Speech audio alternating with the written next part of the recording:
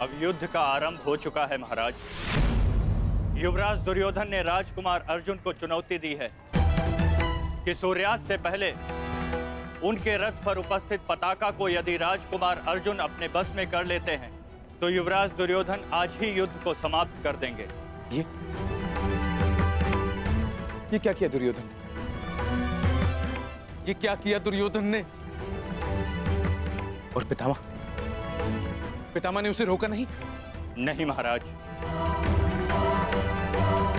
समझ में नहीं आता पितामह क्या भी रचना करने वाले।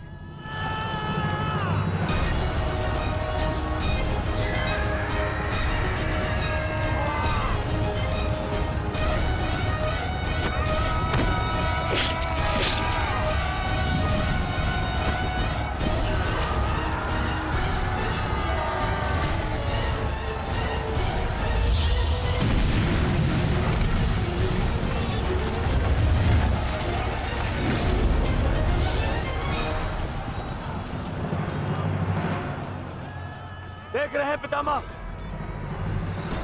पांडवों की सेना वज्रव्यूह का रूप धारण करके आगे बढ़ रही है।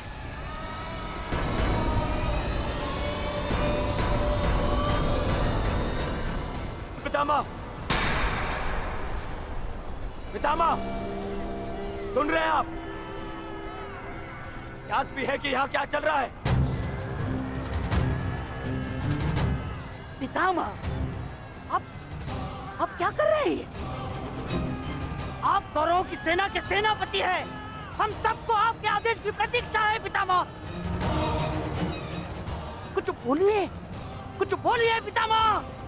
हम कुछ नहीं करेंगे गंधार राज।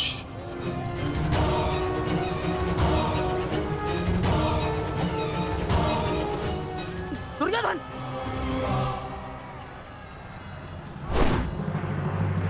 देखना अभिमन्यु, पताका मैं ही लेकर रहूंगा। तुम्हें गंभीरता से ना लेने के लिए क्षमा करना मित्र, परंतु मुझे स्मरण है जब विराट की युद्ध भूमि पर तुम मेरे पिताश्री अर्जुन के साथ थे तो वहाँ क्या घटित हुआ था। समय बदल गया है अभिमन्यु, और हालात भी। अब केवल विषय वर्तमान का ये युद्ध है। देखना, मैं यह पताका लेकर ही रहूंगा। ठीक है, तुम पताका ले आना और मैं स्वयं तुम्हें शिविर तक उठाकर लेकर जाऊंगा। सारथी, शीघ्रता करो।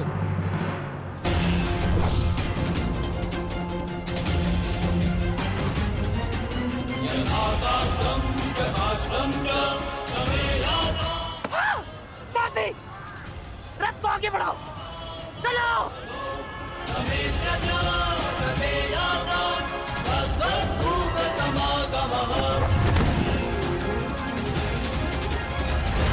पितामह, कुछ तो बोलिए। अब मौन क्यों है? कुरुक्षेत्र में प्रवेश के पश्चात तो आपने वचन दिया था, वो याद है आपको? मुझे अपना दिया हुआ हर एक वचन स्मरण है दुर्योधन। तुम्हें मुझे स्मरण कराने की कोई आवश्यकता नहीं। सारथी, वज्र की ओर चलो।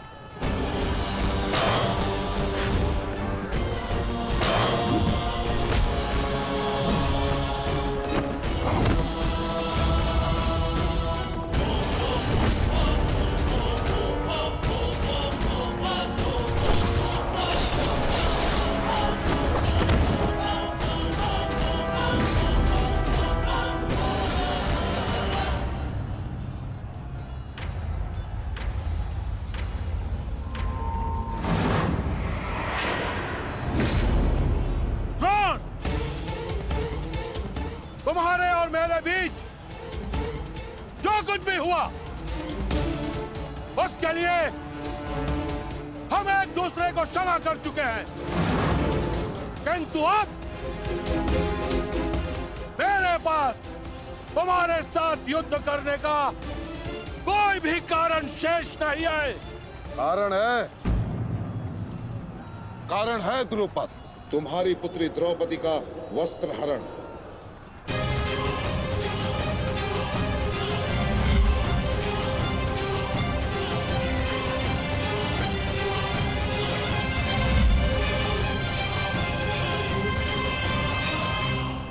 पिताश्री, तुम्हारा अंत करने की प्रतिज्ञा ली थी मैंने, और उस प्रतिज्ञा को पूर्ण करने का समय आ गया है। सावधान!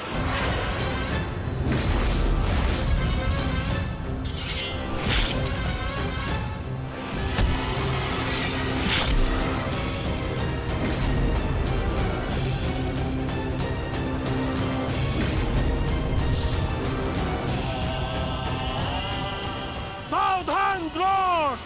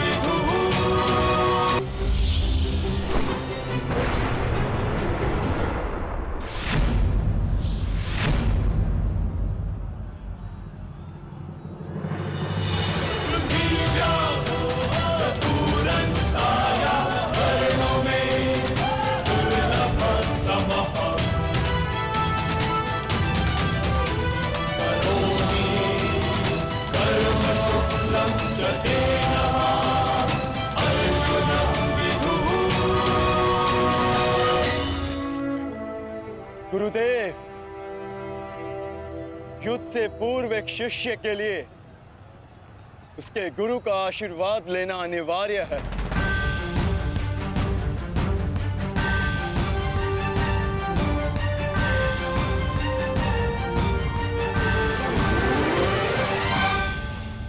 मेरा आशीर्वाद सदैव तुम्हारे साथ है अर्जुन।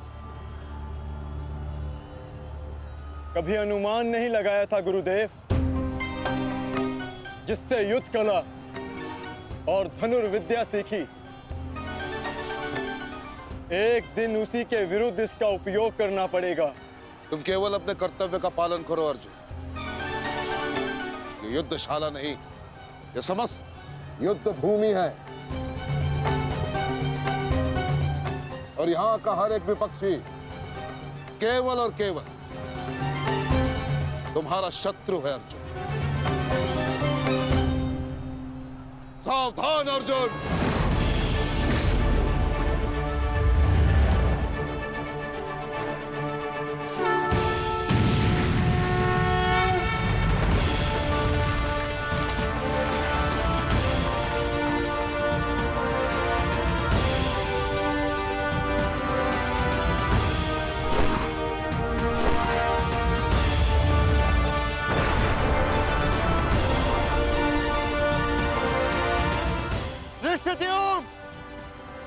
गुरु द्रोण अर्जुन के मार्ग में आ रहे हैं। वज्र के आगे बढ़ने के लिए अर्जुन के मार्ग की बाधा हटानी होगी। जाओ, जाके अर्जुन की सहायता करो, जल्दी।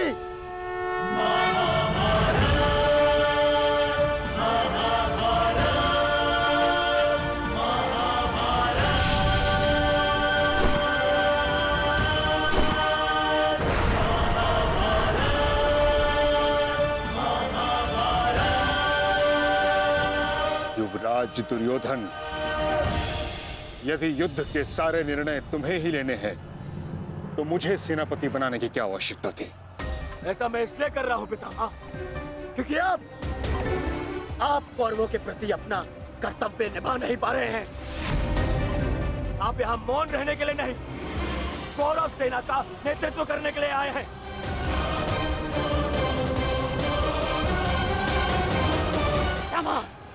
पांडव सेना हम पर हावी हो रही है, और पांडव सेना पर आक्रमण करने के लिए आप हमें रणनीति क्यों नहीं बता रहे हैं? बताइए।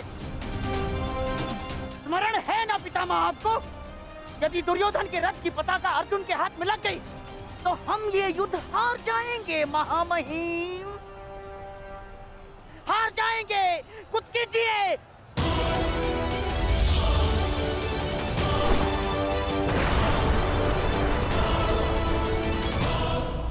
युवराज को मैंने ऐसे व्यर्थ वचन लेने के लिए कदापि नहीं कहा था। अब युवराज दुर्योधन को इसका परिणाम स्वयं भुगतना होगा। और रही बात मेरे आदेश की, तो अभी आक्रमण में समय शेष है। ये कैसी बातें कर रहे हैं आप? इसीलिए मैंने आपसे कहा था कि हमें पितामह से अधिक मित्रगण की आवश्यकता है। अब देखिए देखिए क्या स्थिति हो गई है हमारी।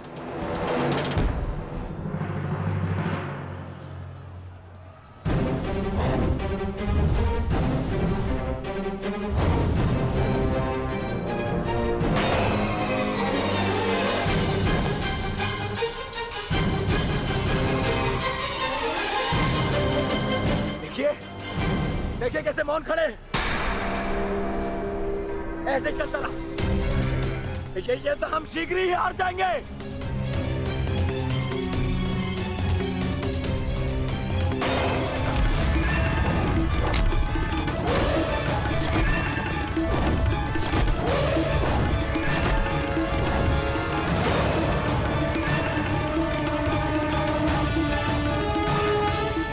मेरे पिताश्री के पास जाकर पुनः युद्ध कला सीखो भीम। स्मरण हो रहा है कि प्रतिशोध की आग में तुम युद्ध कला भूल रहे हो। यदि तुम मेरे हाथों जीवित बच का शोध थामा तो मैं अवश्य ऐसा करूंगा।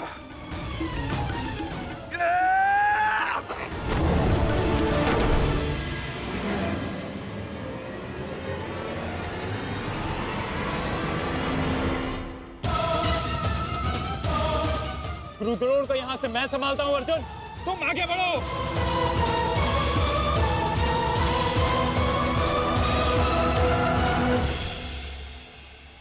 आगे बढ़ने का समय आ गया है पार्थ। द्रोणाचार्य के साथ युद्ध करके हमारा समय व्यर्थ हो रहा है। हमें अपने वज्र को उचित स्थान पर पहुंचाना अति आवश्यक है पार्थ।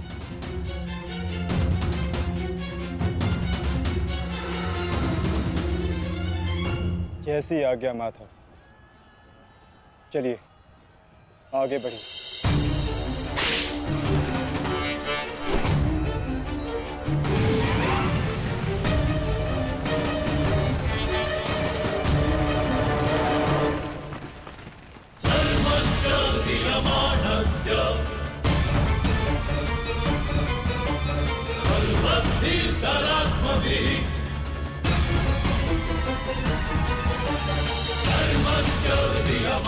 मेरे होने वाले सम्राट, शत्रु का वज्र आगे बढ़ रहा है।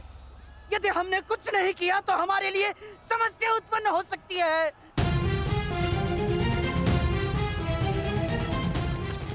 कुछ करो मेरे होने वाले सम्राट, कुछ करो।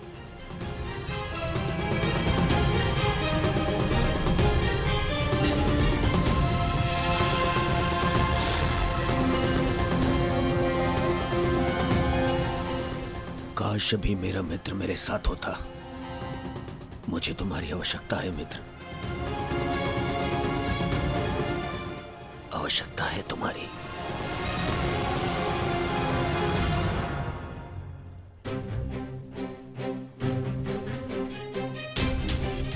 ये कैसी अनुभूति है? ऐसा प्रतीत हो रहा है जैसे मेरे मित्र को मेरी सहायता की आवश्यकता है।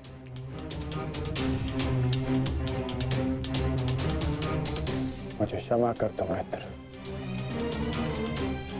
जब तुम्हें मेरी सबसे अधिक आवश्यकता है तभी मैं तुम्हारे साथ नहीं हूं।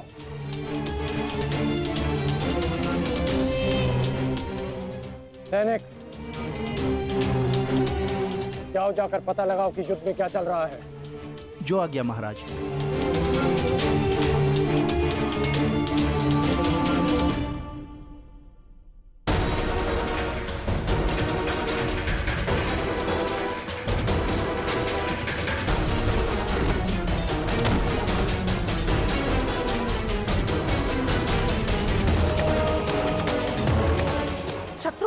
निकट आ रहा है, बहुत निकट आ रहा है शत्रु।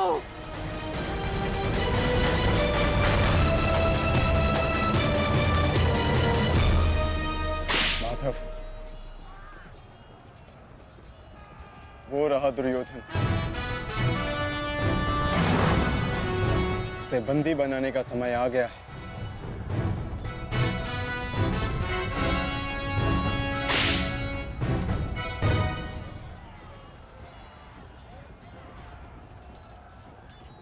शत्रु निकट आ गए हैं दुर्योधन, आ गए शत्रु निकट।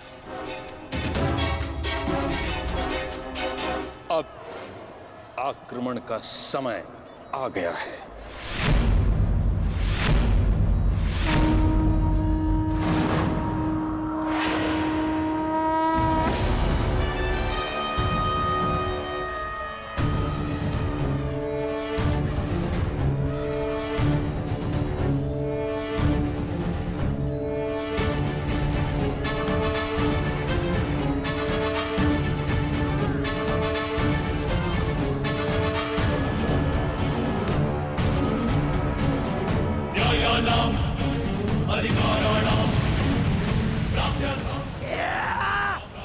आओ, आओ मेरे प्यारे बंधु, आजा।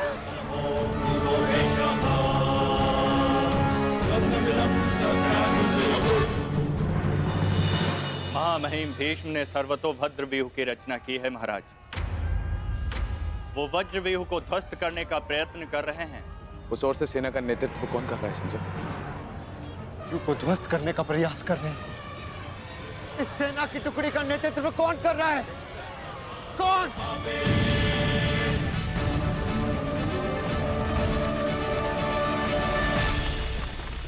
वज्र पर चारों ओर से आक्रमण कर दिया गया है।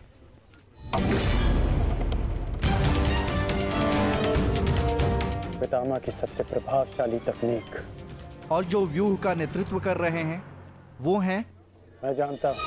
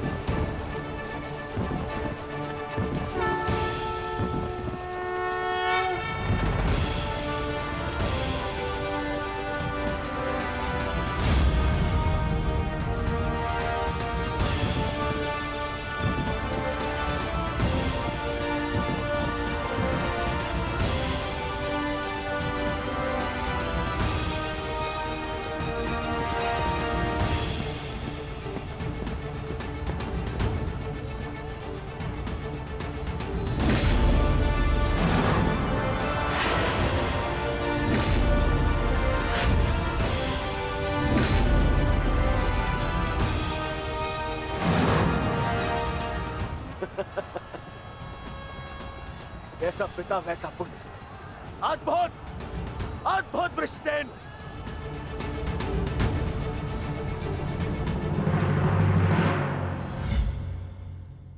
सर्वतोभद्र व्यूह के विषय में जानते हो?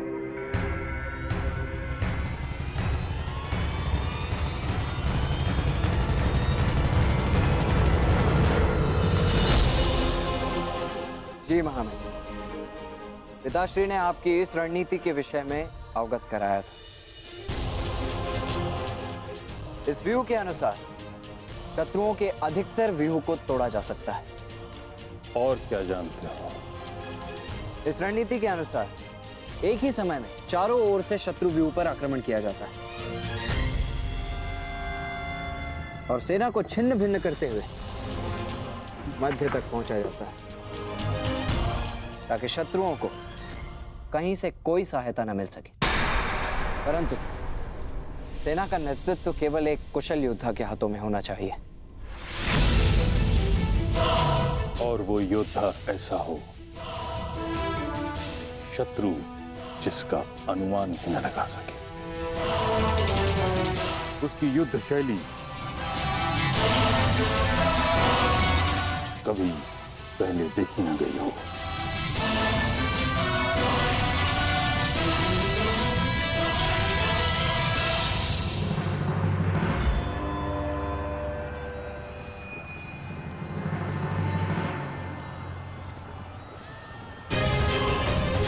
आक्रमण करो वत्स।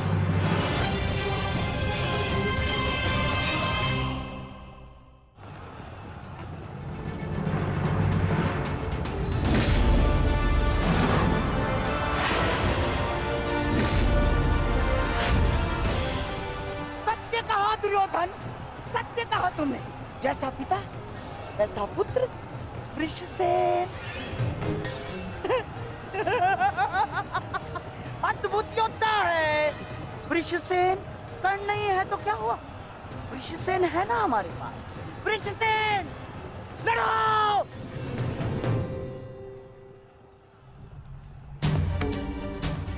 युद्ध भूमि में अब क्या हो रहा है संजय? महामहिम भीष्म के आदेश के अनुसार अंगराज कर्ण के पुत्र